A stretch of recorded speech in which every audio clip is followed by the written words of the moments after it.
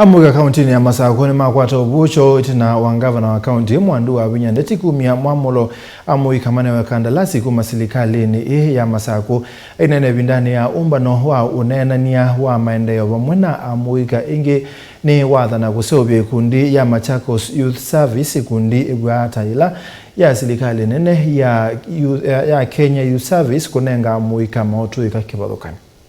Serikali ya kaunti ya Masako ngwa utongoi wake mwandu wa Vinyandeti ni atoaisya walaniwe mwana okosane mawoni yulu wa mutalatala wa kutetheesya amuika na kumanenga maumamisyo na mautuika maumamandhio kwati vindani ukite isusela atoaiwa mavoko na vaamusyeni wa Masako. The Machakos County Youth Empowerment Act 2020 was created to implement Article 55 of the Constitution of Kenya 2010. This act includes establishment of Machakos County Youth Service with specific functions, creation of Machakos Youth Empowerment Fund, formation of Machakos County Youth Council with 2 representatives from every ward. Leo tuko hapa tuangalie hiyo sheria ya Machakos ndio tuweze kuipeleka County Assembly, na tukifanya hivyo akipitisha hizo vitu mingi tumeongea hapa tutaweza kuzifanya. Kuna yale mumesema hapa kabla tujapeleka hii act kwa parliament, lazima tuangalie yale mambo mumesema hapa. Kuna mambo mumeongea ya taxation, ile tax holiday. Youth akianza biashara anataka apatiwe tax holiday, tukubaliane for 6 months, for 1 year. Na hiyo ni muhimu iwekwe ndani ya nini? Ya hii sheria. Tunaelewana? Mambo yote yanafanywa na sheria.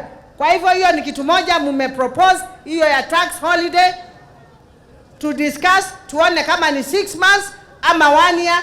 Ukianza biashara kama ni youth tukupatie tax holiday, after hiyo uanze kulipa tena. Na hiyo tutaangalia na tutaweka kama sheria. Ono uyo vone maendelea na uthingila vata wa mwika kusuvia mali ya ene nthi mavindala meutwaisya maandamano miweta kana kwanango kwa mali ya ene nthi kuyisa kuete usungio wa mathina ala maendelea kwikumbila nthi ya Kenya indi kuendea na kuothothea ukuno muno wa kiukwati kutuma ene nthi maendelea na unyama. Tuangalie jameni, wakati tunasema watu waende maandamano, hiyo ni sawa. Hiyo ni sawa kabisa, haina shida. Iko kwa katiba. Lakini ile mambo na wasi, mkiona mtu yeyote ambaye anataka kuingilia mambo yenu ya maandamano, aharibu mali ya umma, hiyo msikumbali kama. Sawa sawa? Haya, nataka muinue mkono hivi. What you need to do, kama ni kudemonstrate, just go and demonstrate, na msishike mali ya mtu, msivunje kitu ya mtu, si ndio? Because mkifanya hivyo si mtaumizwa, na mkiumizwa hiyo haitakuwa mzuri kwetu, si ni sawa? But kama mimi kama mama nitafanya yangu. Daniel Mwonkela, Mutongo TV, kuma kauntini ya Masako.